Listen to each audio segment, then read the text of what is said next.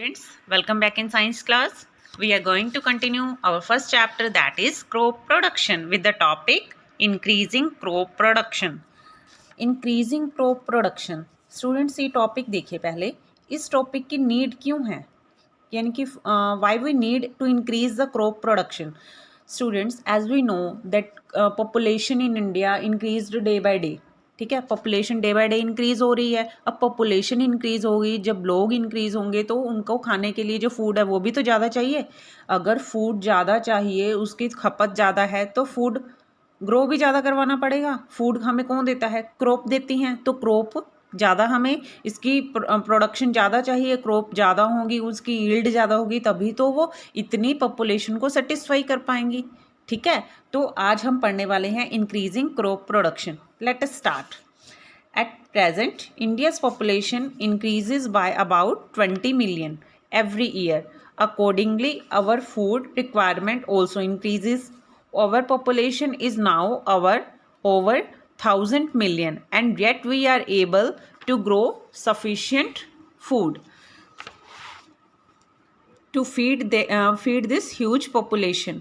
How did this increase of crop produce comes about? Students देखिए, India की जो population है हर साल 20 मिलियन बढ़ जाती है, और हमारी जो अब पॉपुलेशन है वो कितनी है? 1,000 मिलियन. पर अभी भी हम क्या कर रहे हैं, हमारा देश क्या कर रहा है, इतनी पॉपुलेशन को फीड करवा रहा है. ठीक है, it has sufficient food to feed them. वो कैसे इंक्रीज़ हो रही है, कैसे इतना पॉपुलेशन को फीड करवा रहे हैं, कैसे सेटिस्फाई कर रहे हैं इतनी ज़्यादा ह्यूज पॉपुलेशन को, तो देखिए हम वो मेथड देखते हैं. In addition to systematic agriculture practices, there are several other methods used to increase crop production. Systematic agriculture के साथ साथ कुछ ऐसे मेथड हैं जो क्रॉप प्रोडक्शन इंक्रीज़ करवाने के ज़रिए बनते हैं. उनको कैसे इंक्रीज़ कराते हैं वो देखिए. फर्स्ट मेथड है फैलोइंग. फैलोइंग क्या है? इन this method land is left uncultivated. देखिए क्या होता है, देखिए क्रॉप उगा दी, एक क्रॉप उगाई, उसके बाद जब वो क्रॉप हार्वेस्टेड होगी, उसके बाद कुछ टाइम के बाद उस लैंड को अनकल्टिवेटेड छोड़ा गया, यानी कि खाली छोड़ा गया, उसमें कोई क्रॉप नहीं उगाएगी. इससे क्या होगा कि जब वो लैंड फ्री है, कोई उसमें क्रॉप नहीं है, तो उसमें जो सॉइल के उसमें जो न्यूट्रिएंट जिनकी कमी हो गई थी या उस क्रॉप ने ले लिए थे सॉइल से वो वाले न्यूट्रिएंट, तो उनकी भरपाई हो जाती है. वो क्या हो जाते हैं, उनकी अमाउंट बढ़ जाती है उन न्यूट्रिएंट की, जब वो अनकल्टिवेटेड रहती है लैंड. ठीक है, तो ये है fallowing. In this method land is left uncultivated for one or more season. The fallow land regain the nutrient. क्या करती है? रीगेन कर लेती है, वापस उसमें वो न्यूट्रिएंट आ जाते हैं जिनकी उनमें कमी हुई होती है, जिस सॉइल में, जिस लैंड में. By decomposition of remain of plant and animal by the action of microbes. कैसे हो जाती है? जब वो खाली छोड़ दिया, वहाँ पे प्लांट के रिमेन रह गए या एनिमल की वेस्टेज रह गई, माइक्रोब्स हैं, तो उनकी डिकम्पोजिशन से, सबकी डिकम्पोजिशन से क्या हो गया, जब माइक्रोब्स उसको डिकम्पोज करते हैं, किसको डिकम्पोज करेंगे? Remains of plant and animals को डिकम्पोज कर देंगे, तो न्यूट्रिएंट उसको ऑटोमेटिक उस लैंड को मिल जाएंगे, उस सॉइल को मिल जाएंगे, रीगेन कर लेगी. Crop rotation. Crop rotation is the method of growing different crop alternatively on the same field, which help in preventing the build-up of soil-borne pests and disease. The cultivated plot is divided into 3 or 4 areas, each of which is used to grow a specific family of related crop. These areas are rotated annually. For example, देखिए क्या है इसमें, यह crop rotation क्या है कि different crop alternate करके, बदल बदल के क्रॉप उगाना फील्ड में. एक बारी जो फील्ड में क्रॉप उगा दी, नेक्स्ट सीजन में कुछ उसके ऑपोजिट लगाई, तो उससे क्या होता है, सॉइल में जो न्यूट्रिएंट ख़त्म हो गए होते हैं उनको रीगेन कर लेती है. वो कैसे कर लेती है? देखिए इसमें एक जो प्लॉट होता है उसको कुछ पार्ट्स में डिवाइड कर दिया, फॉर एग्जांपल 4 एरियाज में डिवाइड कर दिया और उसमें एक स्पेसिफिक फैमिली की क्रॉप की उगाई, उसमें ग्रो करवाई और इनको एनुअली रोटेट करवाया। एक में पल्सेस हैं तो एक में कुछ वीट लगा दी या फिर कुछ और ग्रेन लगा दिया या फिर राइस लगा दिया, तो डिफरेंट कॉटन लगा दिया। तो उनमें क्या है, डिफरेंट क्रॉप लगाने से, क्रॉप रोटेशन से सॉइल की जो न्यूट्रिएंट की कैपेसिटी है वो रीगेन हो जाती है। एक एग्जांपल और है, for example the farmer grow crop like wheat और barley in the first year. क्या करते हैं, एक बार में वीट या बार्ले उगा ली एक सीजन में। This is followed by growing leguminous plant like pea और soybean in the next season. और नेक्स्ट सीजन में क्या लगा लिए, लिग्मिनस प्लांट लगा लिए, जैसे पी हो गया या सोयाबीन हो गया। It help in replenishment of soil with nitrogen. इससे क्या होता है, जो सॉइल में है जो नाइट्रोजन की रिप्लेनिशमेंट हो जाती है, यानी कि वो रीगेन कर लेता है नाइट्रोजन को। You have learn that bacteria called rhizobium bacteria present in the root nodules of leguminous plant. हमने लास्ट चैप्टर में पढ़ लिया कि लिग्निस प्लांट की रूट नोडल्स में क्या होता है, राइजोबियम बैक्टीरिया रहता है और ये बैक्टीरिया क्या करता है, एटमॉस्फेरिक नाइट्रोजन को सिंपलर नाइट्रोजन कंपाउंड में या नाइट्रेट फॉर्म में कन्वर्ट कर देता है और सॉइल उसको प्लांट उसको ऑब्जर्व कर लेते हैं। ये है क्रॉप रोटेशन। नेक्स्ट आता है mixed cropping. In this method 2 और more crop are grown together in the same field. The crop are selected such that the nutrient requirement of one crop is fulfilled by other. क्या होता है बेटा mixed cropping में, 2 या 2 से ज़्यादा crop एक साथ उगाई जाती हैं एक ही फील्ड पे। द क्रॉप आर सिलेक्टेड, इस तरह से सिलेक्ट की जाती हैं, nutrient requirement of one crop is fulfilled by the other, यानी कि जो न्यूट्रिएंट एक क्रॉप को चाहिए उसको वो दूसरी क्रॉप दे देती है। Leguminous plant crop such as pea, soybean and cereal crop और वीट और rice can be grown together in the same field.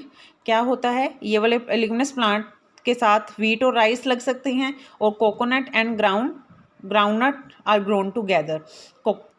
Cotton and groundnut, जो कॉटन हमारी कपास की फसल उसके साथ क्या लग सकता है, ग्राउंडनट, वो भी लिग्मिनस क्रॉप है तो वो लग सकती हैं। ये क्या करती हैं, जो एक को रिक्वायरमेंट होती है वो दूसरी क्रॉप उसको प्रोवाइड करवा देती है। नेक्स्ट देखिए मेन टॉपिक हमारा बहुत इंपॉर्टेंट टॉपिक, हाइब्रिडाइजेशन और क्रॉस ब्रीडिंग। हाइब्रिडाइजेशन क्या है, एक टेक्निक है use for developing new variety of crop by cross breeding two different variety. या ये क्या होता है बेटा, 2 डिफरेंट वेराइटी के क्रॉप को क्रॉस करवाया जाता है। फॉर एग्जांपल एक का बीज जब तैयार हो रहा होता है, एक क्रॉप की कैरेक्टरिस्टिक्स दूसरी क्रॉप में लाने के लिए ये टेक्निक यूज़ की जाती है, इसको बोलते हैं क्रॉस ब्रीडिंग।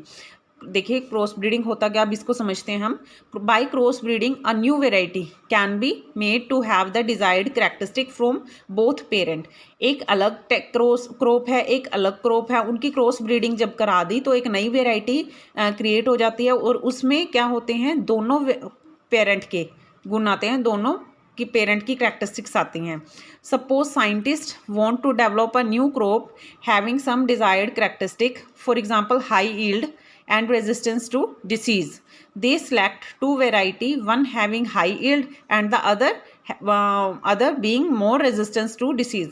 For example देखिए साइंटिस्ट एक ऐसी वेराइटी तैयार करना चाहते हैं कि जो यील्ड भी ज़्यादा दे, यानी कि क्रॉप भी ज़्यादा अमाउंट में मिले हमें, और क्या हो कि उस रेजिस्टेंस हो डिसीजेज से, कोई बीमारियां भी ना लगे क्रॉप को, कोई पेस्ट वगैरह का अटैक ना हो। तो इसीलिए क्या किया उन्होंने, 2 क्रॉप ली अलग अलग, एक ऐसी ली जो यील्ड अच्छी देती है और दूसरी ऐसी ली जो रेजिस्टेंस है टू डिसीज, ठीक है, being more resistance to disease. Cross breeding between the 2 variety is done in order to develop one variety which has both the desired characteristics. तो क्रॉस ब्रीडिंग क्या काम आती है, क्यों यूज़ की जाती है, ये 2 अलग अलग वेराइटी को यूज़ करके एक डिफरेंट वेराइटी तैयार की जाती है जिसमें दोनों कैरेक्टरिस्टिक्स हों जो हमें चाहते हैं। To prevent self fertilisation anther of one variety of plant are removed by the process called emasculation. Then pollen from the other variety of plant are transferred to the first variety of plant. This process is repeated for several generations to get the desired character in the seed. This seed is called stalk of the new variety. देखिए अब इसमें क्या है, self fertilisation को रोकने के लिए, यानी कि अगर सेल्फ फर्टिलाइजेशन को नहीं रोकेंगे तो डाइवर्सिटी ख़त्म हो जाएगी। तो उसको रोकने के लिए प्लांट के एंथर को रिमूव किया जाता है by the process of emasculation. तो इमेस्कुलेशन देखिए, एक प्लांट में जैसे फ्लावर का एक ऊपर वाला पार्ट होता है, स्टेम में एंथर होता है और नीचे होता है पोलन। तो उस एंथर पोलन पे गिरता है और उसके बाद फर्टिलाइजेशन होती है। तो इसको रोकने के लिए एंथर को रिमूव किया जाता है और then pollen from the other variety of plant. अब पोलन किसी और प्लांट का लाया जाता है फर्स्ट प्लांट पे, ठीक है। अभी एंथर रिमूव कर दिया और पोलन किसी और का लेके आए हैं। This process is repeated for several generation to get the desired character in the seeds. ये प्रोसेस कई जनरेशन तक कंटिन्यू रहता है ताकि एक नया तरह का सीड तैयार हो जाए।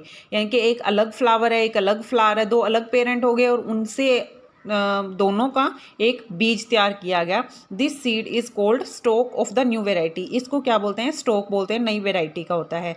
जब ये अचीव हो जाता है, once this is achieved, scientist may try to develop another useful characteristics like greater resistance to paste.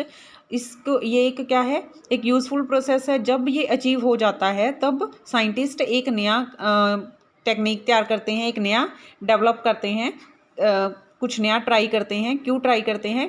ताकि एक नई कैरेक्टरिस्टिक मिल जाए, एक नया बीज मिल जाए टू रेजिस्टेंस टू पेस्ट, ताकि पेस्ट से बच जाए जो कैरेक्टरिस्टिक्स, ठीक है। यानी कि एक ऐसे बीज तैयार किए जाते हैं जिनके ऊपर पेस्ट का अटैक ना हो या कम हो। Producing plant hybrid can be a long and tedious process. यानी कि प्लांट की जो हाइब्रिडाइजेशन है ये एक लॉन्ग और टीडियस प्रोसेस है। एक यानी कि लॉन्ग है और एक बोरिंग कह सकते हैं, वेरी लॉन्ग, बहुत ज़्यादा टाइम लेने वाला प्रोसेस है। ठीक है students, I think it's enough for today. Thank you, have a nice day.